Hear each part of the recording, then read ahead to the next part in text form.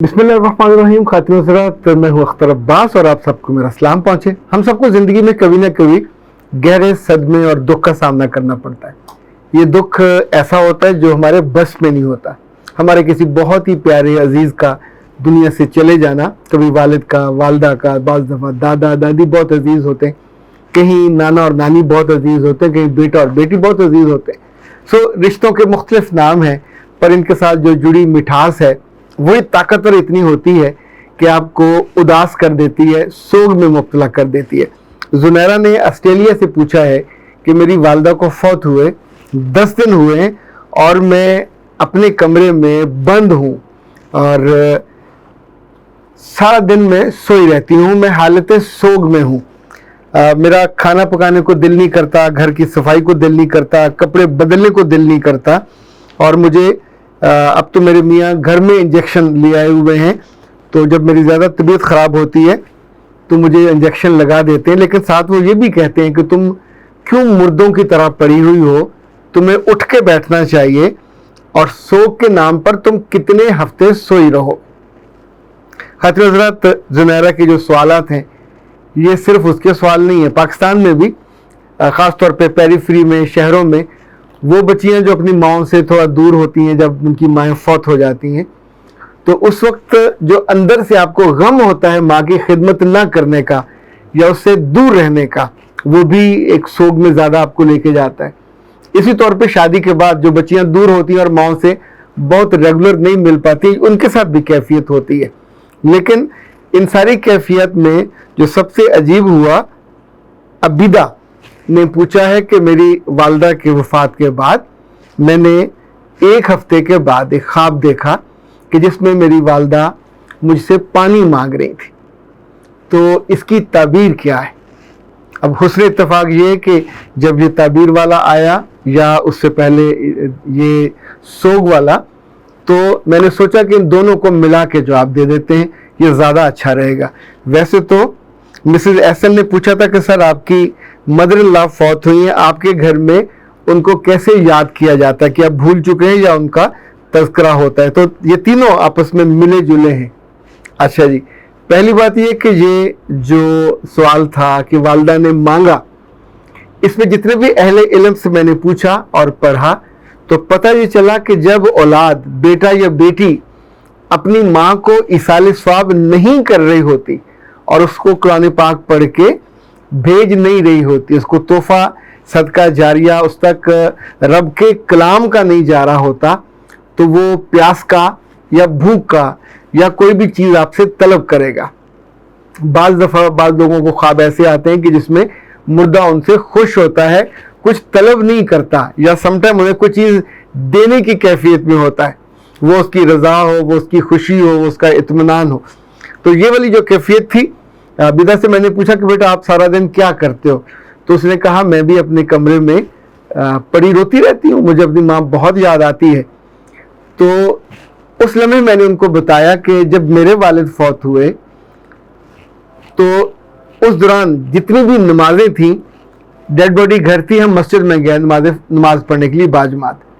और जब वालदा फौत हुई तो हम शाम को पहुँचे, सब लोग बहन भाई थे, बहन भाइयों के बच्चे थे, फिर होले होले सभी अपने कमरों में चले गए और मैं रात अकेला अपनी वालदा के साथ उनके सरहाने तकरीबन यूं हाथ रख के पहले पढ़ता रहा, कुरान पाक पढ़ता रहा, और वो रात मैंने अपनी वालदा के साथ गुजारी। फिर आखिरी पहर में मेरा ख्याल मेरी आंख लग गई। बाद में भी ऐसा कभी नहीं हुआ कि मुर्दे के नाम पे कि मैयत घर में है आपकी नमाज छूट जाए और आप उसको कुछ पढ़ो ना।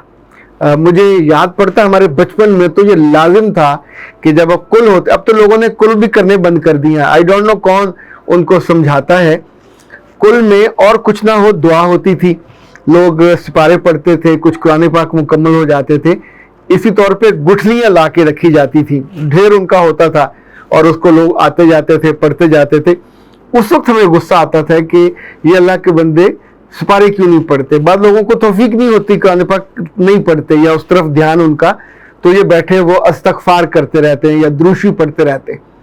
अभी जब मेरी अपनी मदर इन लॉ फौत हुई تو کچھ دنوں بعد میری اہلیہ نے اپنی کسی دوست کو فون کیا, پھر دوسری کو, پھر تیسری کو, تو ایک کے گھر سے جا کے ہم ایک پورا بورا اٹھا کے لائے. تو میں نے پوچھا یہ کیا ہے؟ تو اس نے کہا یہ شمارے ہیں. اچھا, میرے لیے یہ اصطلاح نہیں تھی, تو میں نے کہا میں نے سپارے تو سنا ہے, ہمارے گھر میں بھی 3-4 قرآن پاک کے سیٹ سپاروں کی صورت میں پڑے ہوئے, تو یہ ان کا نام شمارے کیوں ہے؟ تو جو انہوں نے مجھے کہا, انہوں نے کہا کہ یہ چونکہ جب پہلا کلمہ پڑھتے ہیں, دوسرا کلمہ, یہ 1.25 لاکھ ہوتا ہے, تو ان کو چونکہ شمار کر کے پڑھتے ہیں تو اس لیے ان کا نام شمارے ہے. اور پھر پچھلے کئی دنوں سے ہمارے گھر میں ریگولر, اچھا گھر میں ہمسایہ نہیں آ رہے, جو میری دونوں بیٹیاں ہیں وہ 11 دفعہ سورہ ملک پڑھتی ہیں, 22 دفعہ یہ ڈیلی اپنی نانی کو بھیجتی ہیں. اچھا, جب بچیاں قرآن پاک پڑھ رہی تھیں ناظرہ, تو میری اہلیہ نے کچھ صورتیں ان کو حفظ کرائیں, سورہ ملک, سورہ واقعہ, سورہ یاسین, اور ماشاءاللہ اور بھی کئی ساری صورتیں. تو جب یہ حفظ ہو رہا تھا تب مجھے اندازہ نہیں تھا کہ کہاں کا ان کا کام آئے گا, لیکن جب میں اپنی والدہ اور والد کی قبر پہ گئے تو اس وقت بھی میری بیٹیوں نے وہاں کھڑے ہو کے اپنے دادا اور دادی کے لیے پڑھا. ابھی جب میں ان کی نانی کے ہاں گئے ان کی قبر پہ, تو بھی جا کے ان بیٹیوں نے, ان کی اماں بھی پڑھتی ہیں, بیٹیاں بھی پڑھتی ہیں, لیکن ایک دن بھی وقفہ ایسا نہیں آیا کہ نہ کسی کی نماز چھوٹی ہو. ایون جس روز ان کی نانی فوت ہوئی تو گھر میں ڈیڈ باڈی تھی, اور ان کے نانا اور ماموں وہیں قریب گھر میں ہی انہوں نے جائے نماز بچھائے اور باجماعت نماز ادا کی. تو یہ پتہ نہیں کون سی سوگ کی قسم ہے جس میں بچے یا بچیاں نماز بھی چھوڑ دیں, اللہ کا ذکر بھی چھوڑ دیں, اور پڑے رہیں کہ مجھے بہت سوگ ہے. پھر چاہے انجیکشن لگے, نہ وہ کپڑے بدل گے گندے مندے, رو رو کے اپنا برا حال. یہ سوگ کی کون سی قسم ہے؟ سوگ میں سے جو اللہ کے رسول صلی اللہ علیہ وسلم نے جس بات کی تعلیم کی وہ 3 دن کا ہے.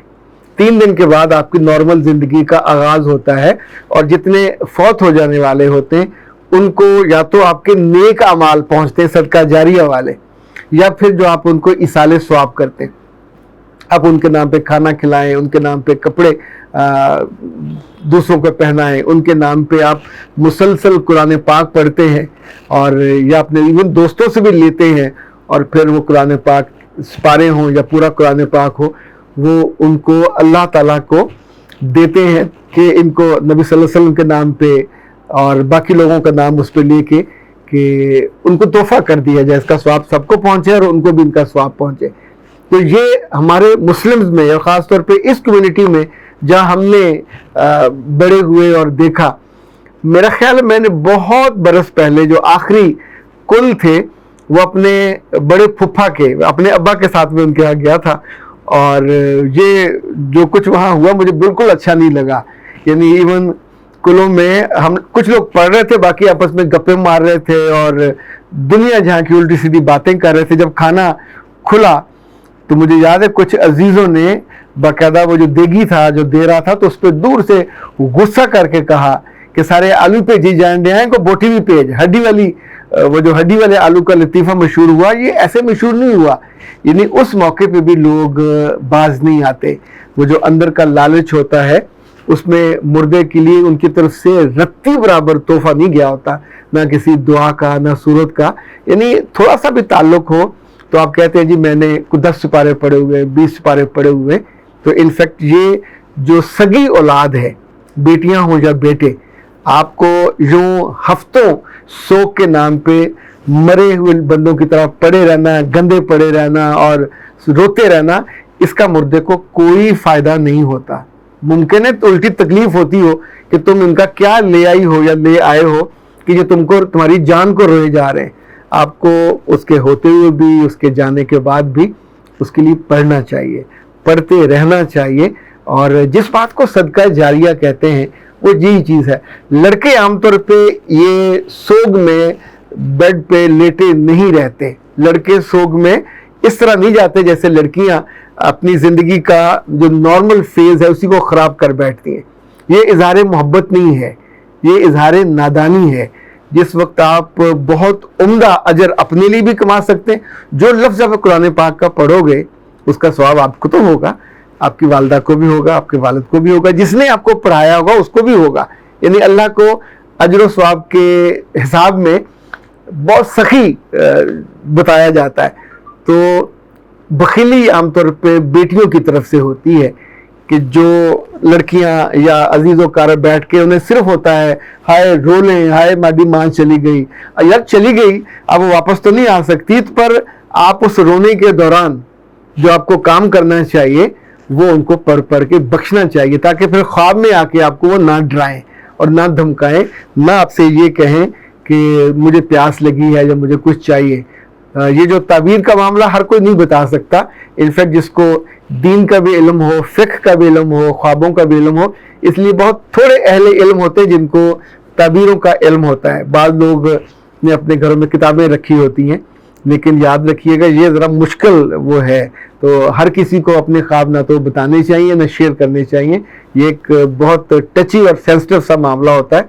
इससे भी बाज़ दफ़ा जहालत की कोई ऐसी बात पता चल जाए तो फिर बंदा राह से बेराह हो जाता है। अख्तर अब्बास को दीजिए इजाज़त। अस्सलाम वालेकुम।